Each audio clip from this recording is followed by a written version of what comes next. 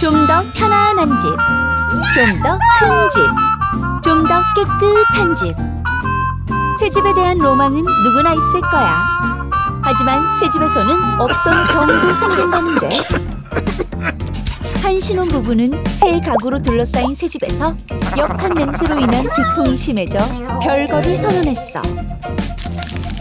도배만 했을 뿐인데 갑자기 두 아이에게 없던 아토피가 나타나기도 하고, 붙방이장 하나만 새로 짰을 뿐인데 3대 독자의 온몸에 두드러기가 올라오는 경우도 있지. 가볍게는 눈이 따끔거리는 수준에서 시작해서 목과 코와 같은 호흡기 질환 및 아토피 피부염은 물론이고 심하게는 암을 유발할 수도 있다는 새집 증후군. 모르는 만큼 크게 당하고 아는 만큼 피할 수 있다는데. 그럼 지금부터 낱낱이 파헤쳐볼까?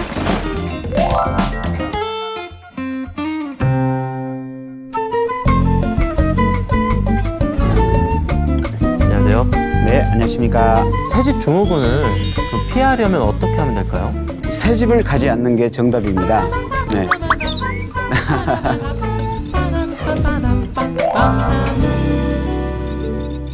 모든 사람들은 저를 포함해서 새집에 대한 어떤 로망이 있습니다. 네, 새로운 리모델링에 대한 생각도 마찬가지인 것 같고요.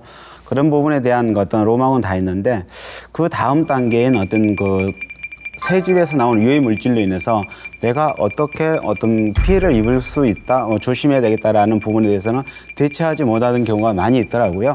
미국 FDA에서는 새집에서는 하루 담배 2갑 정도를 피우는 어떤 결과가 같다라는 어떤 충격적인 발표를 한 사례도 있는데요. 과장된 표현이라고 생각하시는 분들이 덜어 있는데요. 사실은 맞다고 보시면 맞겠습니다. 담배는 피우는 그 순간에만 2갑이겠지만 사람이 하루 실내 공간에서 마시는 양은 숨을 계속 호흡하는 중간에 계속 마시기 때문에 2갑의 효과가 있다라고 하는 미국 FDA 발표가 과장된 표현은 아니라고 보고 있습니다. 새집 증후군이란 도대체 뭔가요? 네, 새집에 사용되는 모든 건축 마감 자재는 모든 게 다 새로운 것들입니다. 천장 마감재, 바닥 마감재, 그리고 우리가 가장 많이 펴져 있는 벽지, 이걸 붙이기 위한 접착제들이 있죠. 이런 모든 부분들이 다 이제 새로운 것들이다 보니까 그 새로운 곳에서 나오는 어떤 유해 물질로 인해서 아토피가 발생하고 비염, 천식이 발생하는 경우가 있고요. 일반적으로는 눈따검이라든가 메스꺼움, 이런 불편한 증상들이 일어나는데, 이런 것들을 총칭해서 일컫는 말을 새집 증후군, 이렇게 총칭하고 있습니다. 여러분의 편안하고 아름다운 집. 하지만 집안 곳곳에 숨은 유해 물질에 대해서는 얼마나 알고 있니? 새 가구, 벽지, 바닥재, 단열재, 그리고 페인트와 접착제. 이들의 공통점은 코를 찌르는 자극적인 냄새를 풍긴다는 것.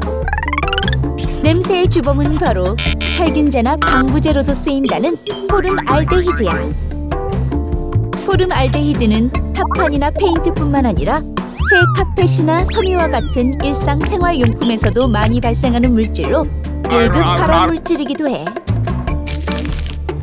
끓는 점이 100도씨인 물은 팔팔 끓여야 증발이 활발해져 수증기가 피어오르지만 포름알데히드의 끓는 점은 영하 19.3도씨 정도로 매우 낮아서 상온에서도 피발성이 강한 성질을 띠고 있지. 실내 공기에 포름알데히드가 약 1ppm만 있어도 눈, 코, 목을 자극하기 시작하는데 장기가 노출되면 백혈병과 폐암을 일으킬 수도 있어. 특히 높은 온도와 높은 습도 조건에서 더 많은 양이 더 빠르게 방출되기 때문에 늦은 봄과 여름에는 특히 주의해야 한다고. 무서운 새집 증후군. 해결 방법은 없는 걸까? 요즘 친환경 제품 좋은 게 많던데 친환경 자재를 쓰면 해결되지 않을까요?